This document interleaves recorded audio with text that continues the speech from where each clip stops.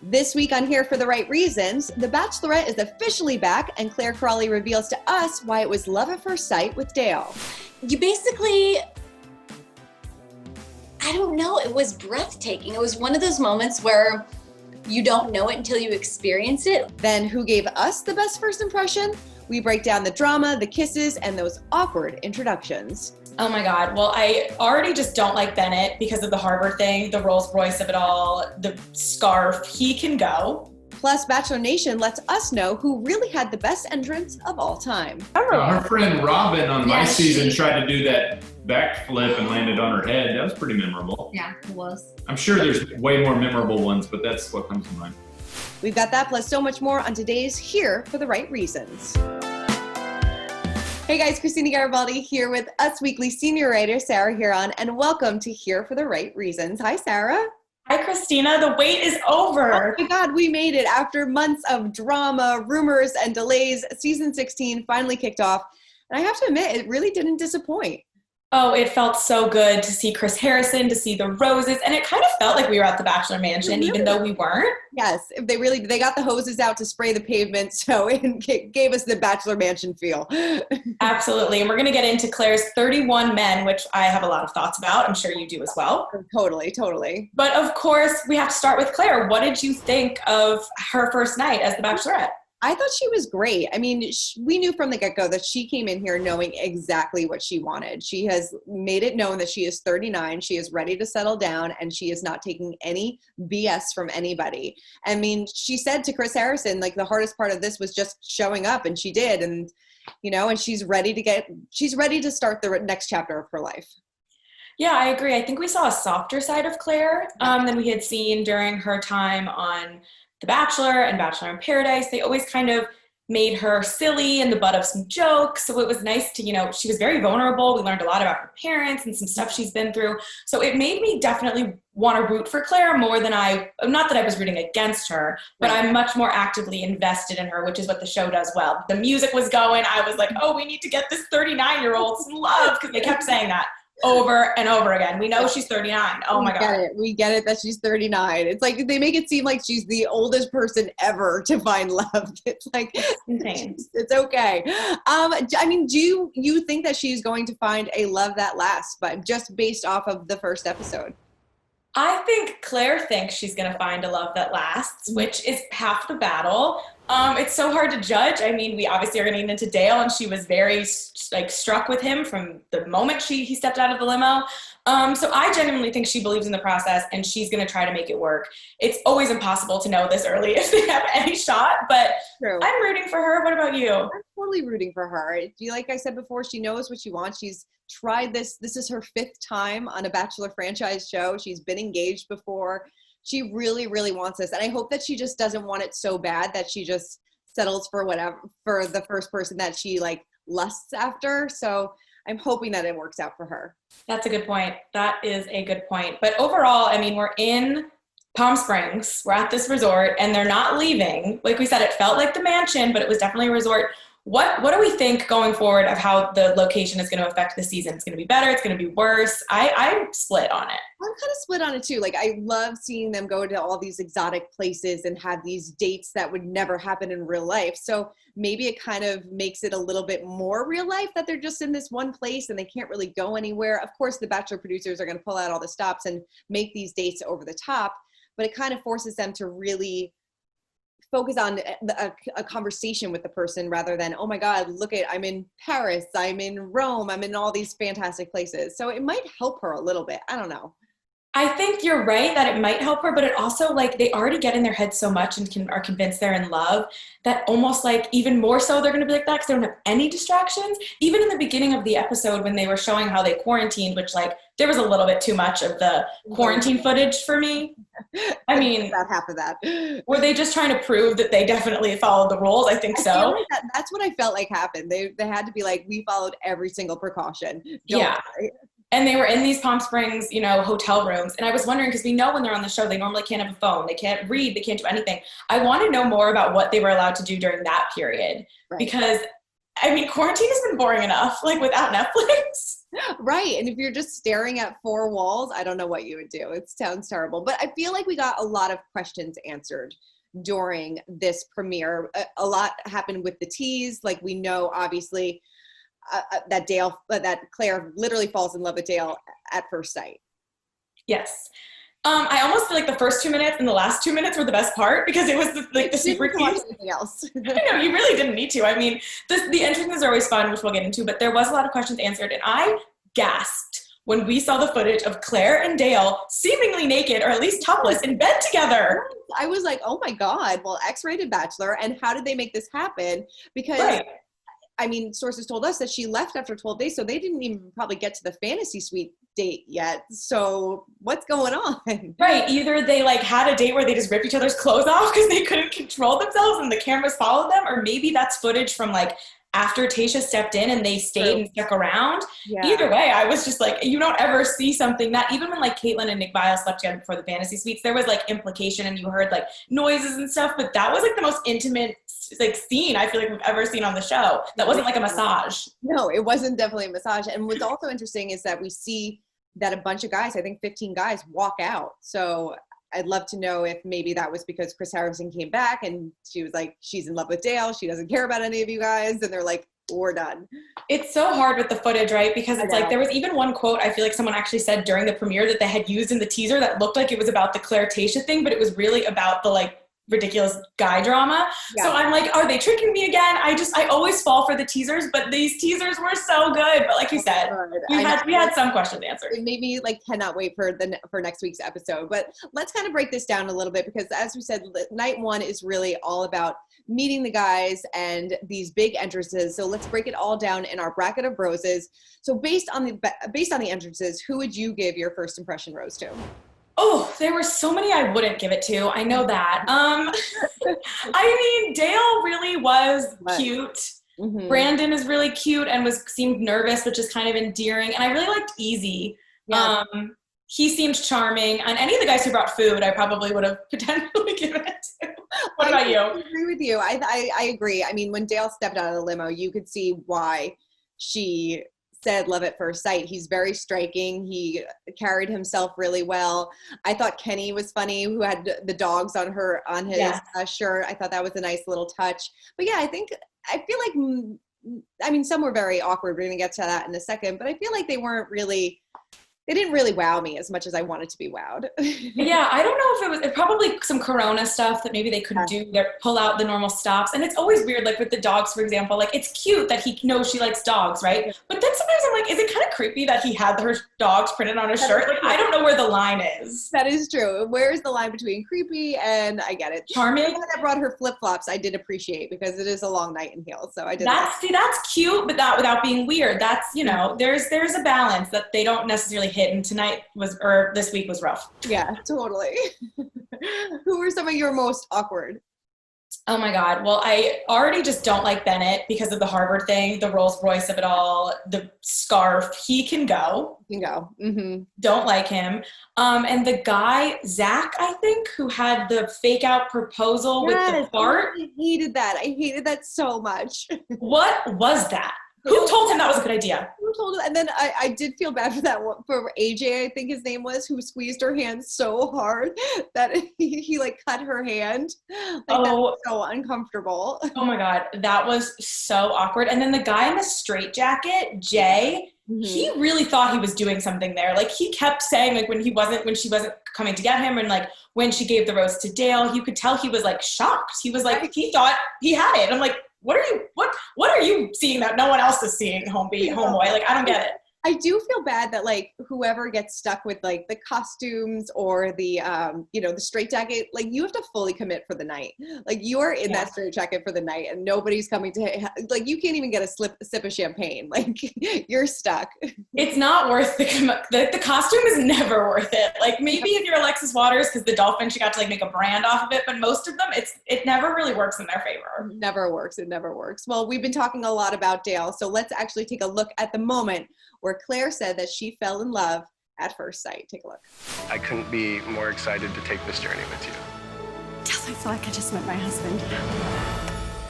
Oh my God. I mean, Chris Harrison said it, like no other lead has ever said, oh my God, there's my husband, there's my wife. I liked that almost fourth wall breaky moment. Like, not that Chris Harrison can't, come and talk. We know it's a show. They're always clear about that. But usually the way that she was almost mumbling to herself, like, am I allowed to say that? Was that okay? Like, what just happened? And Chris coming in being like, wait, did I just hear you say that? Or are you just saying it for, you could tell he was even like, are you saying this for the show or do you mean it? Like, you don't have to go like this hard on night one, Clare, but she genuinely meant it. So there was nothing anyone could do about it. No, there really wasn't. I mean, it makes you think that, were they talking before the show? Was she doing her homework on him? Obviously she looked up these guys. I mean, anybody would, but was there some form of communication? The communication before the show fascinates me. And we get into that a little bit with Blac, one of the Blacs. There's two Blac M's, which makes things complicated. Very complicated. Yeah, so, I mean, we learned, and she, kind of confronted him, Blac M, about how he messaged her on Instagram beforehand. But she came about it in a way that was like, thank you. Yeah. Mm-hmm. What did you think of that? Because I was a little like, she was the one who got so mad about the cameo accounts and got so mad about the rules. Like, she was making up rules that no one really had, and now she's like, thanks for breaking the rules, and like mad that the other guys didn't. I was not really understanding her. I wasn't understanding that either. And you bring up a really good point, because she called out these guys that had cameos and were, talking to the press before the show. And then this guy goes and breaks the rules. So if he did, maybe a lot of other guys did too, and she just didn't respond. Who knows? I would love, like you said, I'd love to know what happened behind the scenes. But she definitely did her homework on Dale. And I can see why she fell for him pretty quickly, right? Yeah, I mean, he's super cute. They both connected. He had a sister who's sick, who he couldn't see during the pandemic. She has her mom who's sick, who she couldn't see during the pandemic. She immediately was like, you get it. Like, she clearly got some butterfly feeling that she says she's never had before, which I think is interesting because, she was engaged on Bachelor Games, which we'll get to that. I need to seek justice for Benoit. Seriously. Like, what the hell? So I don't know. I mean, like, she's dated a lot of people on these shows, and I'm sure outside of the shows, and there was something about Dale that struck her. And I mean, it's definitely partly his looks, because he's very easy to look at. Yes. All right. Well, let's hear from Clare herself, who told us all about her relationship with a pro football player. Take a look. I don't know. It was breathtaking. It was one of those moments where you don't know it until you experience it, what exactly that feeling is. And I still can't put it into words what that feeling is, though. But it was when your body has that kind of like goosebumpy reaction to things, just takes your breath away. Did you believe in love at first sight before that? I knew it existed. I never had experienced it. So I didn't know what it looked like. I didn't know what it felt like. It may have not been a thing, but I believed in it. Yeah, absolutely. Was it tough for you? I mean, because you were the first Bachelorette to ever be able to see the list of names beforehand. Was it tough? I mean, I know you said you Googled them. Who wouldn't? Was it tough? Yeah, right? Hold back from not reaching out? Did you get tempted a little? No. There was never a moment where I was going to reach out or I wanted to reach out, because I knew that this was going to happen eventually, where I was going to get the chance to meet these guys. And I didn't want to kind of prejudge anybody and shoot myself in the foot by having these conversations and putting that at risk. Mm-hmm. Because it's like, you only really know when you meet them in person and can actually be around their pheromones and see them in person to know, do we have that connection? So if I was to start something up with a guy beforehand, it would just be doing myself a disservice. Because what if I'd be putting it all on the line for that? I mean, that makes no sense to me. Yeah. And you've done this before, so you clearly trust the process enough to want to do this. So. And that's exactly it. I have this opportunity and I didn't want to blow it and didn't want to not appreciate what it was. Obviously, there are skeptics about the show in general, being able to fall so quickly. What do you have to say to that? Because I think that that's something that, every league kind of has to deal with in a way, but maybe yours is a little different. Yeah. My question would be to the people that are saying that and to the people that question it, what exactly is the formula for falling in love? Is there one way to do it? Is there one example of this is how it's done? So who are these people to decide how long it takes somebody to fall in love? Is it a week? Is it a month? Is it a year? Is it 2 years? I know people that have been together for 4 years that are still not married, that are still not madly in love. They're just together out of convenience, and that's what works for them. So how people fall in love and the amount of time that it happens or what the process is, it's not for anybody to really decide if there is a cookie cutter for that. Well, I cannot wait to see how their relationship unfolds this season. Me too. It's happening very quickly. I think we'll know before we know it what happened. We might know next week. Who knows? Probably. Well, now it wouldn't be a Bachelor premiere without some drama. And that's where we have Tyler C, not Tyler Cameron, the new Tyler C, who had a shorter stint than Tyler Cameron, and Yosef come in our cringe moment of the week. Let's take a look. Hi, good morning, beautiful. Hope you have a good day. And again, I told him... Did you do that? First of all, I mean, if I was going to message someone, they respond to me. I have more respect for myself, and I wouldn't do that to myself. So cringeworthy, first night. I mean, the here for the right reasons, which is, of it all, which is why we're here, it never fails, right? And I just wonder if, how detailed this Instagram message that Tyler C got about Yosef and who he was talking to. And my favorite part of the whole thing was actually how Clare handled it. Yes. Because generally bringing in the lead early to the drama does not go well. And it kind of didn't because, we saw one of them get sent home.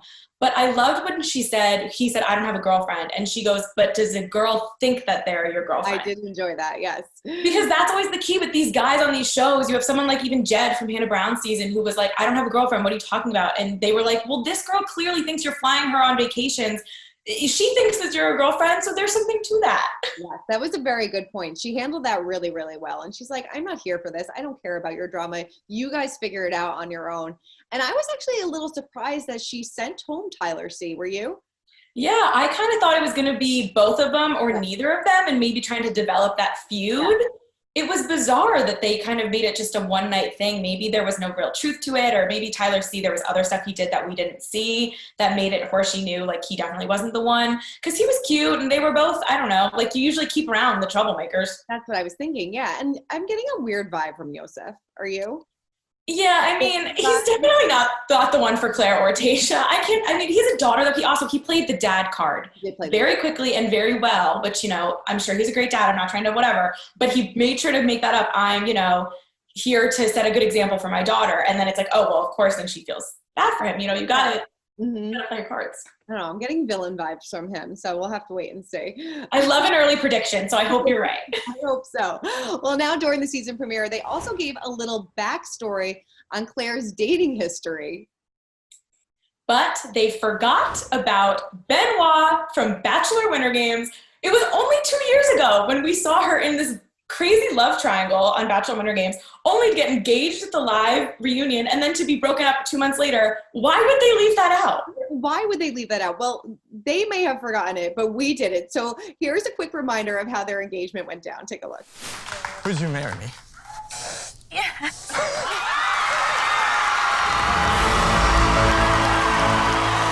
But yeah, like you said, they broke up 2 months after they got engaged. They said that they were on good terms, but it seems like a big thing for them to omit.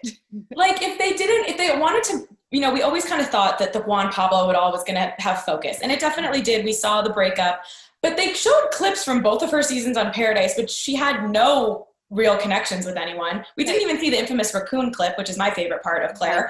And then we don't get Benoit, who she was engaged to. Maybe they don't want it to look like, oh, this is her 5th show, but it is. But it is. I mean, Nick Viall did it for a number of shows too. They didn't shy away from any of his past experiences. But anyway, so where is Benoit now?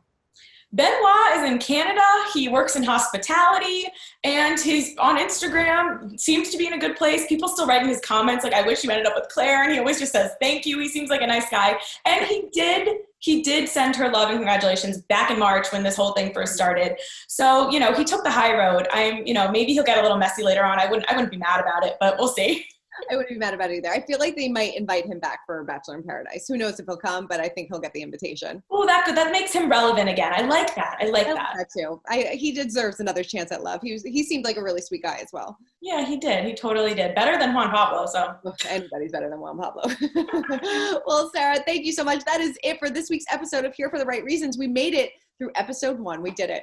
Oh my God, we made it through episode 1. I can't wait. I need more. And that teaser at the end where you see who we assume is Tayshia getting out of the limo and maybe hugging Clare. I wasn't totally sure what was happening because it was dark, but they're giving me what I want. They're giving me the teases and I'm ready. I'm so here for it. So ready. And every single week we are going to break it all down and give you all of those answers. So keep commenting, keep subscribing to Us Weekly's YouTube channel, and make sure to check out Here for the Right Reasons every Wednesday afternoon on Us Weekly's YouTube channel. But for now, we are going to leave you with Bachelor Nation telling us who they think had the best entrance of all time. They're all kind of silly, you know? The dolphin shark doesn't get your win just for being on your season? Yeah, Alexis. Hey, I'll give it to Alexis. Yeah. Okay. And mostly because she committed the entire night. Matt Donald. Matt Donald, he came with the the farmer hat with the tractor trailer. It was awesome. He had a little jingle. I'm Matt Donald. It was so cool. I mean, I had the choir from Glee come, like Glee people who were on Glee, like they were in my. That was crazy. But I think like one of the ones that stand out are like, you know, the cupcake was always good, right? Like the cupcake cartwheel, or like the girl with the shark, or like the a lot of people say Alexis, with the shark. Yeah, the shark. I mean, just those types of things. Yeah. You know, you think about limo entrances, those kind of stand out the most because like they're the most talked about. The one that stands out to me the most is Alexis Waters when she came in the shark suit saying that she was a whale or a dolphin. I always thought that was really funny. I mean, I guess maybe Jeff Holm was a good one. Jeff Holm. There's a ton. They do rode it on a skateboard. How's that? I know, but he like, I don't know. I remember it. Yeah, I remember. Her friend Robin on my Yeah, season tried to do that backflip and landed on her head. That was pretty memorable. Yeah, it was. Mine. Oh, the dolphin shark. Yeah. Just kidding.